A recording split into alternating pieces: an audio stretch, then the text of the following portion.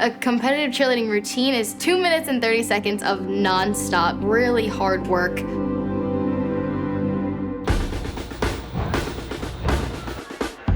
You're either tumbling, stunting, jumping, doing dance, doing the pyramid, performing. Come on, I want to get a lot done. And you don't stop and don't cheer at all. You don't talk. And we don't have pom-poms or anything like that. Do not let your back leg drop at all. And we practice a lot. We practice 15 hours sometimes a week. So down 1, clean arms 3, high V5.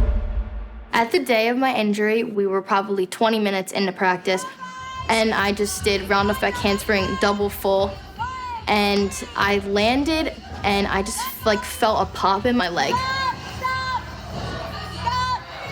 So Molly had called me. I literally just strapped them off at the gym, and she's like, "Oh, I got hurt." So then we drove down to CHOP. I was just waiting for my results. And then my dad came in my room crying. And I was like, "What is happening?" And he was like, "You tore your ACL and your meniscus."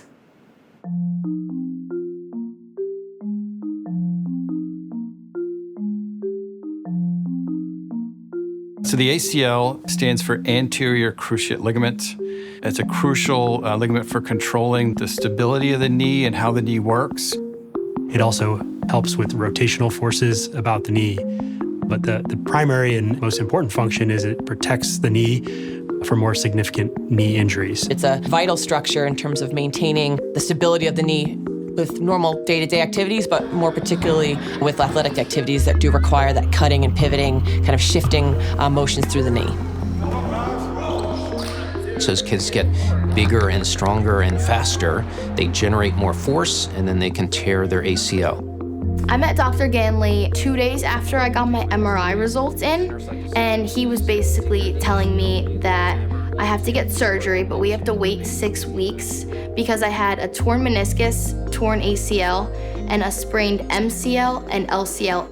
When I first met Molly, she was certainly down and out, as anyone who's so dedicated and committed to a sport can be, but she knew the path forward, and she was very committed to address every step required to get her back to full peak performance. At CHOP, we tend to think about these injuries differently in kids who are growing, and that's probably the main reason that people kind of seek out care here. Some of the standard techniques that people use to address or fix ACL tears in adults can actually interfere with the normal growth of the knee. Right at the ends of each of the bones is a special cartilage that's essentially what we call the growth plate, and that's cartilage that helps to make the bones longer and also wider over time. We've developed different techniques that we can use to spare the growth plates, to kind of work around the part of the knee that's still growing, and to hopefully reduce the risk of causing long-term issues with growth or deformity at the knee joint in the future. During that preoperative evaluation and experience, we really like to make sure that patients understand the full extent of their injury and the full extent of what it's going to take to get them fixed up and back on their feet and back out there doing sports again. So the ACL is a fairly predictable time frame for us. We're expecting to find meniscus tears both on the inside and the outside of the knee. We will take great care of you like you're one of our own, and come punch us and we're done. Very good. What if you try to straighten your knee out? Children's Hospital is certainly among the highest volume centers for pediatric ACL reconstruction and repair. We've had patients coming locally, regionally, nationally, and at times internationally because we've developed less invasive ways to treat these injuries. The best way to really diagnose an ACL injury is using MRI.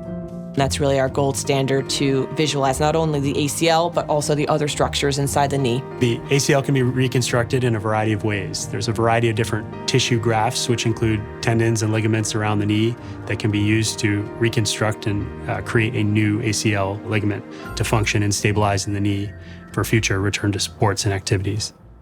I've worked with my colleagues to develop unique surgical procedures such that a graft that is harvested is stronger than the native ACL. We've developed procedures that specifically avoid the growth plate with placement of tunnels.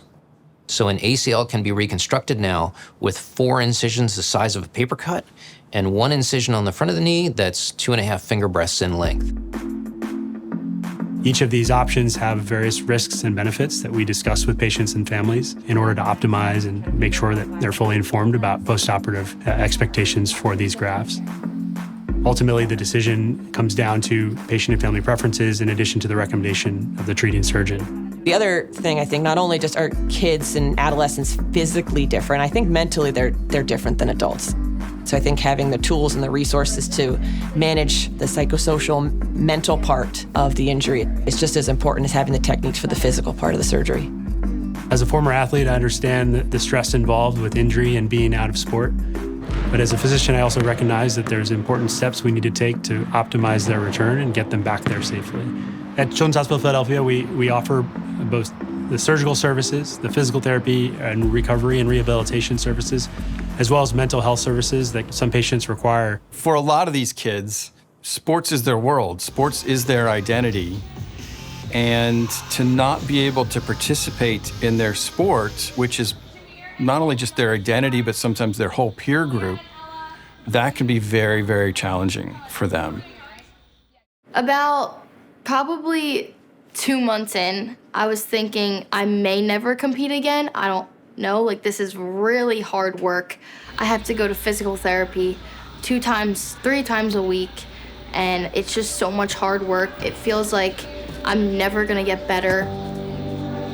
With a sports medicine and performance center centered around young athletes getting the return to their peak fitness and their peak levels of activity, our athletes have every resource available to reach their goals and their milestones and reach heights that they hadn't reached before.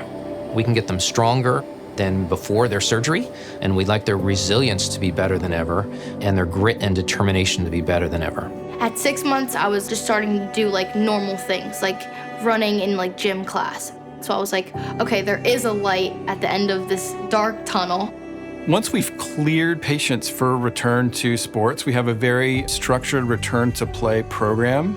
We really care about these patients, and so we like to keep tabs on all these kids through our research programs too. So her first full competition was at Worlds.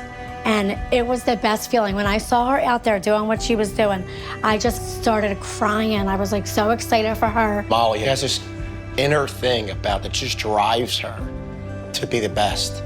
It's just amazing. CHOP has been amazing throughout this whole experience. Every time I would go in for like my 3-month or my 6-month, they would just remind me, you're doing really well, just keep it up, keep going. And Christine has been the best part of this all because she was there every step of the way. As a former athlete, I get it. I get where these kids are coming from. I know how important their sport is to them, and I know how much work it takes. I think that really shaped who I am and gives all of us those important life skills: teamwork, perseverance, hard work, picking your head up when things don't go your way. I think all those things are vital, not just as an athlete, but moving forward in life.